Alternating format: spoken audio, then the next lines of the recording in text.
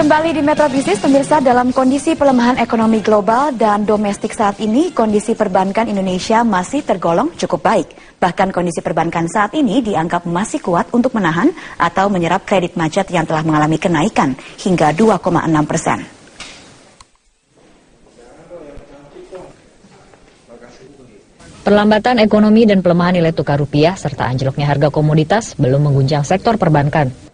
Beberapa indikator kesehatan perbankan masih berada jauh di atas level aman. PLT Kepala Eksekutif Lembaga Penjamin Simpanan atau LPS Fauzi Iksan menyebut saat ini bahkan rasio kecukupan modal perbankan telah mencapai 20% yang diklaim sebagai yang tertinggi dalam sejarah.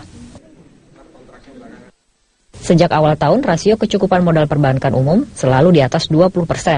Bulan Juli mencapai 20,78%. Sementara itu, kenaikan non-performing loan atau kredit macet juga masih berkisar di 2,6%.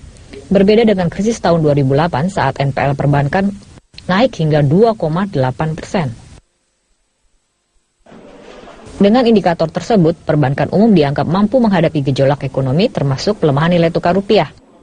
Fauzi yakin jika nilai tukar rupiah terdepresiasi hingga 16.000 per dolar, kondisi perbankan masih cukup kuat.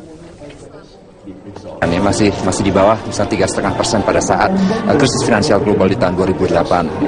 Jadi kalau kita melihat tingkat profitabilitas bank, tingkat permodalan bank masih cukup kuat untuk menahan atau untuk menyerap kenaikan NPL. Dari sisi perbankan, kita melakukan stress test selama masih di bawah 16.000 ya, kembali lagi tingkat permodalan bank itu masih.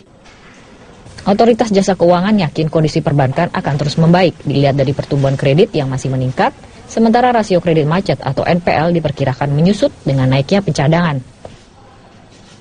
2,7% tidak ada perubahan yang berarti, karena saya kira juga kredit belakangan hari ini meningkat lagi ya. Jadi saya pikir nanti kita lihat.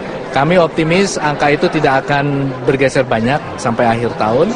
Itu angka gross, angka netnya setelah dikurangi dengan pencadangan yang tersedia, saya kira hanya tinggal 1,7 atau 1,5% saja yang netnya. Tahun ini OJK menilai pertumbuhan kredit perbankan bisa menembus 10 hingga 11%. Angka tersebut lebih rendah dari proyeksi awal OJK sebesar 14%. Dari Jakarta, Aisyah Dinar, Emrits One, Metro TV.